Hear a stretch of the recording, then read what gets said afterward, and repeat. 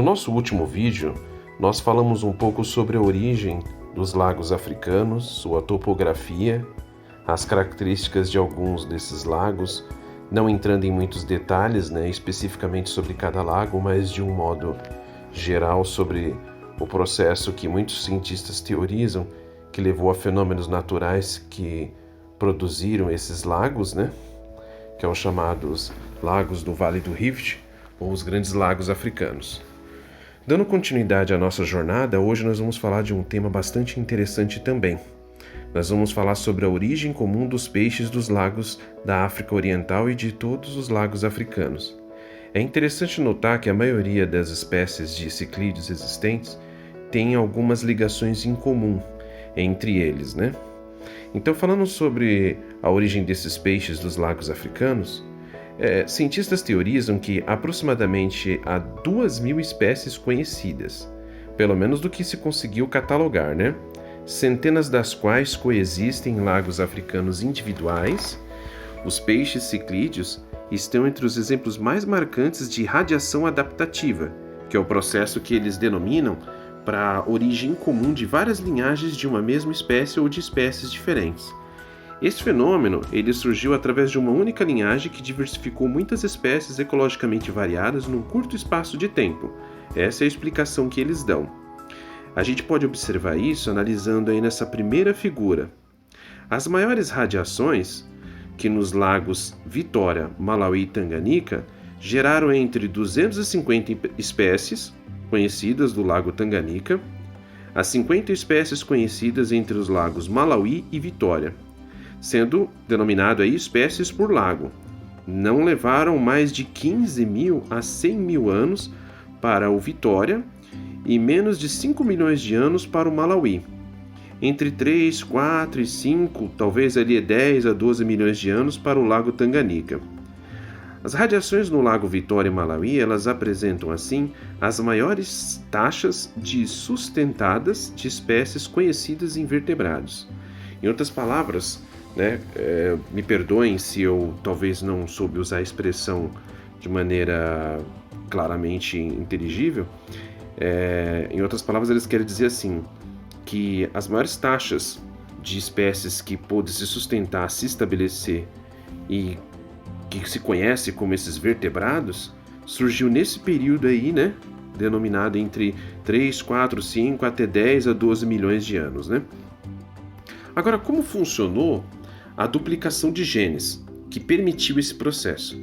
A duplicação genética de uma espécie, ela permite um processo divergente subsequente de cópias genéticas que resultam ou possibilitam, uma inovação funcional ou um padrão de uma nova espécie.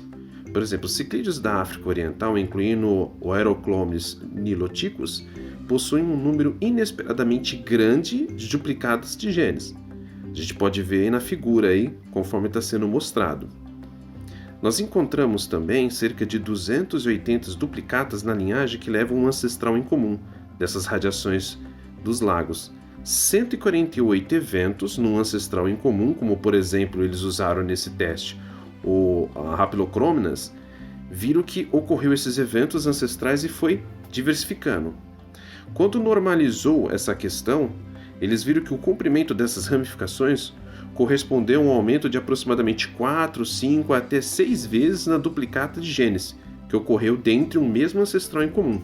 Então essa radiação dos lagos da África Oriental, em relação aos mais antigos outros lagos existentes no mundo, deu uma taxa de duplicação maior de ancestral em comum, usando apenas esse exemplo, que foi do Haplochrominas, Agora, qual foi o sequenciamento genético que os cientistas usaram para poder determinar esse candidato, ou esse gene em comum? Eles utilizaram cerca de 22 genes candidatados, previamente identificados na morfogênese dessas espécies, e aí levaram em consideração alguns fatores, como pigmentação, olharam ali se sofreu alteração evolucionária desses ancestrais incomuns, e como surgiu essa diversidade de radiação.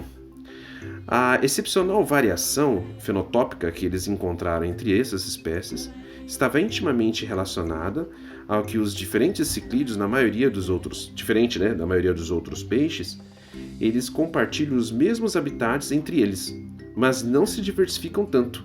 Nos outros peixes isso não acontece, como aqueles que irradiam em bandos de espécies muito menores, por exemplo, em regiões do norte temperado da África ou em outras partes, né, do continente africano ou de outros lugares do mundo. No entanto, como nós vimos aqui, os ciclídeos eles evoluíram muito rápido, num espaço excepcionalmente assim, rápido, conforme se teoriza, né? Dando assim uma alta dimensional muito grande, e permanece ainda explicável como esse fenômeno ele conseguiu produzir isso. Eles ainda não têm uma resposta conclusiva.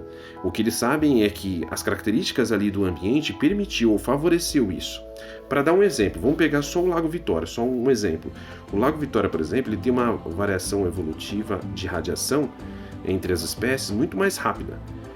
Segundo esses dados que nós estamos passando aqui nesse vídeo, são dados fornecidos por uma importante revista científica, a revista Nature, que ela não tem publicado no site dela em português, isso é um artigo em inglês, mas eu fiz uma pesquisa sobre isso e traduzindo o site foi possível compreender isso.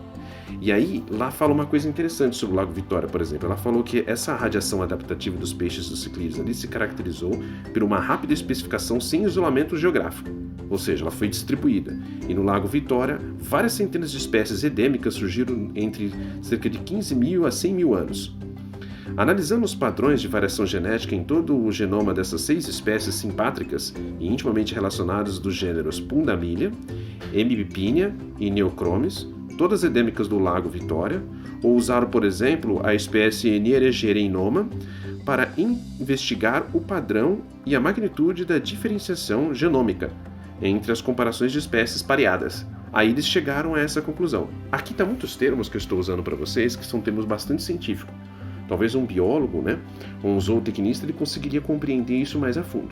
Mas agora eu vou traduzir tudo isso que nós explicamos aqui de uma maneira mais fácil.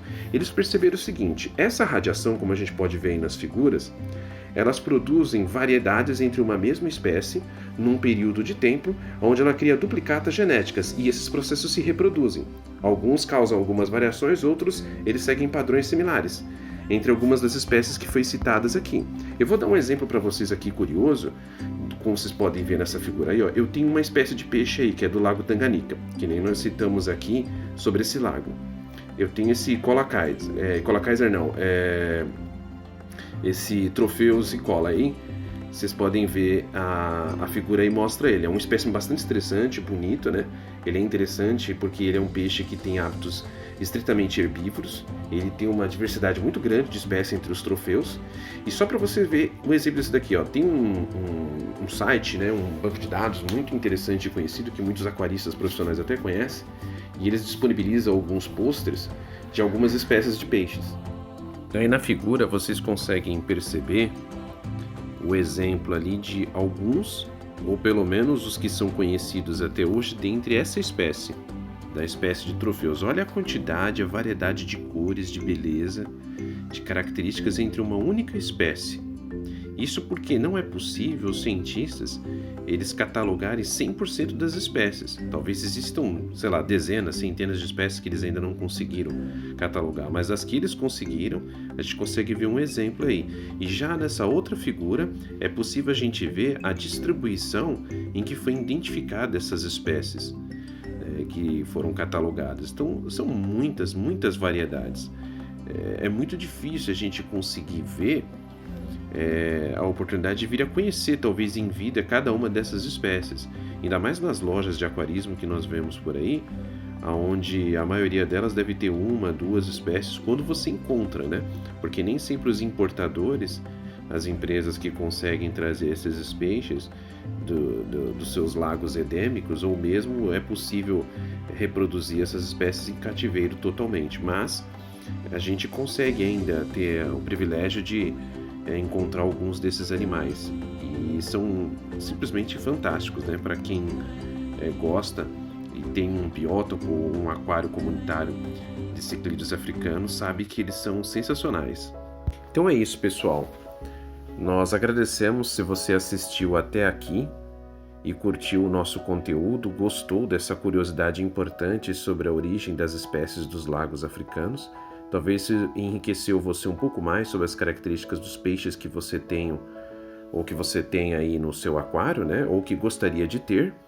né? Sabemos que não é possível aqui falar de cada uma das espécies que a gente encontra aí comumente nas lojas, cada uma das características desses peixes, mas tendo uma visão geral sobre esse assunto, embora um papo assim bastante científico, né, que usa algumas expressões ali técnicas, né, que os cientistas usam para falar sobre o assunto, como nós falamos aqui sobre radiação adaptativa, que é o processo ali, né, que levou a distribuição, a evolução, né, digamos assim, não necessariamente a evolução, mas o genoma que produziu as variedades de espécies e assim por diante, tem ajudado vocês a compreender. Eu tentei ser simples, mas nem sempre é possível, né, lógico, e espero que vocês tenham apreciado. Então, se você assistiu até aqui, provavelmente você gostou, né? E a gente fica feliz que você tenha acompanhado ou esteja acompanhando aí os nossos conteúdos. Então, se você não conhece o nosso canal, está conhecendo agora, gostou desse vídeo, se inscreva no canal, ative o sininho lá da sinalização, continue acompanhando aí os nossos conteúdos. Nos próximos episódios nós pretendemos falar sobre as características ou um pouco sobre alguns dados de cada um desses lagos, para vocês se familiarizarem com cada um dos 3 principais lagos ali, né? Que compreende o Grande Rift Valley, né? O Vale da Fenda, e que com isso aumente mais o seu apreço e o seu desejo de preservar e cuidar dessas espécies fantásticas que são os ciclídeos africanos. Então é isso, galera. A gente agradece muito aí e deixa suas impressões nos comentários também. Continue acompanhando nossos conteúdos não só aqui, mas convidamos também a acompanhar lá no Instagram. E até uma próxima, pessoal. Falou!